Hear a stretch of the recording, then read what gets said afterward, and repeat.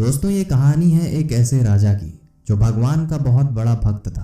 वो दिन रात पूजा करता रहता था, भगवान की वंदना में लीन रहता था। और एक दिन भगवान उसकी प्रार्थना से बहुत ही खुश होते हैं और उसे अपना दर्शन दे देते हैं। भगवान कहते हैं कि मैं तुम्हारी भक्ति से बहुत प्रसन्न हूँ, मांगो, क्या मांगते हो। राजा हाथ जोड़ के खड़ा हो जाता है और राजा कहता है भगवान से कि हे प्रभु, आपकी कृपा से मेरे पास सब कुछ है, मेरे राज्य में सब कुछ कुशल मंगल है, मेरी प्रजा बहुत खुश है और मैं आपका आभारी हूँ।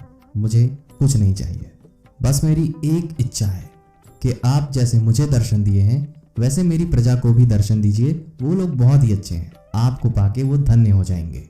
भगवान मुस्कुरा के कहते हैं कि ऐसा नहीं हो सकता है। राजा फिर हाथ जोड़ के भगवान से कहता है कि जैसे आपने मुझे दर्शन दिया है, मैं चाहता हूं कि आप मेरी प्रजा को भी ऐसे दर्शन दीजिए ताकि मेरी प्रजा भी आपके दर्शन कर सके। भगवान कहते हैं कि ठीक है, मैं तुम्हारी प्रजा को भी दर्शन दूंगा, पर आज नहीं। तुम्हारे महल के ठीक सामने जो पहाड़ है, मैं कल वहीं पे सुबह मिलूंगा, तुम सबको लेके वहीं पहुंच जाना। और इतना कह के भगवान अंतर्मन हो जाते हैं और फिर राजा की खुशी का ठिकाना नहीं रहता है। राजा अपने मंत्रियों से पूरे गांव में कहलवा देता है कि कल हम भगवान के दर्शन करने जाएंगे, सभी को हमारे साथ जरूर चलना है। और फिर जैसे ही कल होता है, सभी लोग राजा के साथ भगवान के दर्शन करने के लिए उस पहाड़ की तरफ चलने लगते हैं। कुछ दूरी जैसे चलते हैं, फिर उन्हें दिखता है कुछ तांबे के सिक्कों के ढेर पड़े होते हैं। उस भीड़ में से बहुत सारे उस सिक्के को इकट्ठा करने के लिए चले जाते हैं। राजा खूब समझाते हैं कि भगवान तुम लोग की परीक्षा ले रहे हैं, ये छलावा है, पर आप इस मोह माया के चंगुल में मत फंसिए। पर बहुत सारे लोगों ने राजा की एक भी ना सुनी और सिक्कों को इकट्ठा करने में जुट चुके थे, भगवान को पूरी तरीके से भूल के। राजा के साथ जितने भी लोग आए थे उसमें से केवल 40% लोग ही राजा के पास बचे थे। बाकी लोग उन सिक्कों को अपने पास रखने में व्यस्त हो गए। राजा के खूब समझाने के बाद राजा पलट के देखता है और उनके पीछे जितने लोग खड़े थे उनके साथ आगे निकल जाता है। उन लोग को दिखता है कि वहां पे चांदी के सिक्कों का ढेर मौजूद था। उन 40% भीड़ में से केवल 20% भीड़ अब रह जाती है।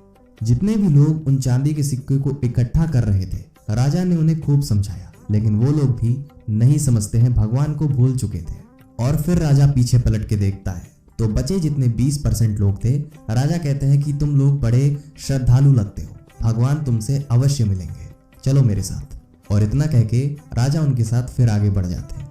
कुछ दूर और चलने के बाद उन्हें दिखता है सोने के सिक्के का ढेर। बहुत लोग उस लोभ में आके चले जाते हैं।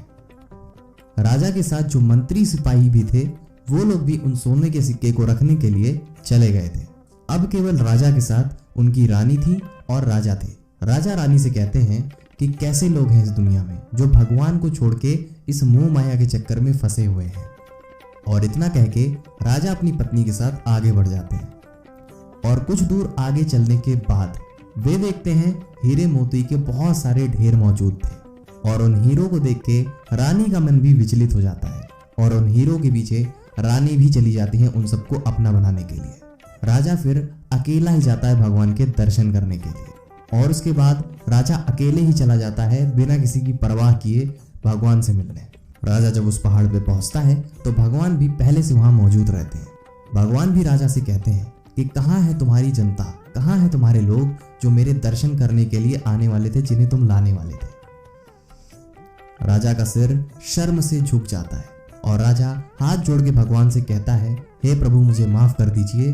वो लोग लोभ के चक्कर में फंस चुके थे जिन्होंने आपकी कद्र नहीं की।